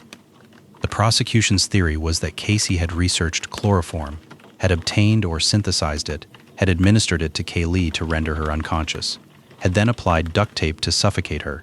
This was a specific theory about a specific method, and it required specific evidence. The chloroform evidence was weakened by the software error. The duct tape was present, but its configuration relative to the skull was disputed. The cause of death was officially undetermined. Without a determined cause of death, the specific theory of premeditated chloroform and duct tape murder was not provable beyond a reasonable doubt. The alternative charge, aggravated manslaughter of a child, also required proof about how Caylee died, but at a lower threshold of intentionality. Even this charge failed. The jury's reasoning, as explained by jurors afterward, was that without a determined cause of death, they could not convict on any charge that required them to establish what Casey had done to cause that death. They convicted her of lying to police because the lying was documented. 4 separate lies on 4 separate occasions in 4 recorded statements. Those were facts. Those could be established. The lies she told investigators about the nanny, about the job, about her whereabouts, were verified as false by the investigation itself. She was convicted of what could be proven. She was acquitted of what could only be inferred. That gap between what can be inferred and what can be proven is where Caylee Anthony's death lives, unresolved in the official record. Caylee's law emerged from that gap. If the law could not punish Casey for Caylee's death, it could at least punish the next person who waited a month to report one. The legislation was imperfect. Most legislation created in the immediate aftermath of a high-profile case is imperfect, shaped more by emotion and a specific set of circumstances than by the full range of situations the law will eventually have to govern, but the impulse behind it was not imperfect. The impulse was simply this. A 2-year-old child should not be able to be unreported missing for 31 days without criminal consequence. That is a reasonable principle. It is hard to argue with it. Whatever complications arise in the implementation, the principle is sound. The case also changed how some people thought about the relationship between media coverage and criminal proceedings. The Caylee Anthony trial is now taught in law schools as an example of what happens when the media trial and the legal trial produce different results. When the public verdict and the jury's verdict are so far apart that the jury's verdict is received as an injustice rather than a legal determination. This is a genuine tension in a democratic society that values both freedom of press and the right to a fair trial. The media's role in shaping public understanding of criminal cases is not new. What the Caylee Anthony case demonstrated was the specific amplification that social media provided. The way a mass real-time audience processing the same information simultaneously and reinforcing each other's conclusions could produce a verdict so settled in the public mind that the actual jury's different verdict felt like a rupture. The jurors were not wrong. The media was not wrong exactly to cover the trial as it did. The system was not wrong to produce the verdict it produced. And yet Caylee Anthony is dead and no one is in prison for it. All of those things are simultaneously true. Sitting with all of them simultaneously is the specific discomfort that the Caylee Anthony case has been producing for 17 years. There is a particular kind of grief that comes from cases like this. Not the grief of knowing someone is gone, which is at least a known shape, but the grief of not knowing how they became gone. The families of the missing, the families of murder victims whose cases go cold or whose prosecutions fail, carry this specific weight for years. It is the unanswered question that keeps the wound from closing. It is the not knowing that makes ordinary grief ordinary, and this kind of grief something else entirely. George Anthony carried that grief into his hotel room in January of 2009. He wrote a note. He did not get an answer. He came back out of that hotel room and continued living with the question, because the question did not resolve simply because he was willing to die with it. Cindy Anthony carried it into the years of therapy and documentary appearances and public statements, the steady insistence on being believed about certain things, the careful navigation of what she knew about her daughter against what she could not accept about the alternative. Caylee Anthony, who was at the center of all of this, did not get to carry anything. She was 2 years old. She did not get the chance to be old enough to understand what was happening around her, old enough to carry things, old enough to be hurt by the knowledge of what the people who were supposed to protect her had done. She got the pool and the Disney World trip and the Winnie the Pooh blanket and the wave goodbye through the car window, and then the car turned the corner. The case also reshaped how the public talked about motherhood and the expectations placed on mothers in moments of visible grief. Caylee Anthony was convicted in the court of public opinion not only because the evidence was damning, but because her behavior violated every expectation of how a grieving mother should look and sound and act. She did not cry at the right moments. She did not appear devastated in the ways the cameras were waiting to capture. She smiled in photographs while her daughter was, under any version of events, missing or dead or already gone. This response to Casey's visible composure was real and human and understandable. It was also, in a legal sense, unreliable. People perform grief in as many different ways as there are people. The assumption that grief looks a specific way, that it produces specific behaviors at specific times, has led to wrongful convictions and near-wrongful convictions in other cases. The anthropological reality is that human responses to loss are enormously varied, shaped by culture and individual psychology and prior experience in ways that make any single model of what grief should look like deeply misleading as a guide to what actually happened. The defense tried to give the jury a framework for understanding Casey's composure. The sexual abuse narrative, the compartmentalization, the survival mechanism. Whether the jury found that framework credible is unclear from their verdict, since the not guilty verdicts were based on insufficient evidence rather than on a specific finding that the abuse had occurred. But the attempt to explain Casey's behavior rather than simply condemning it was the right legal strategy, and it contributed to the outcome. What we are left with in the end is this: a 2-year-old girl died in circumstances that the legal system could not fully establish.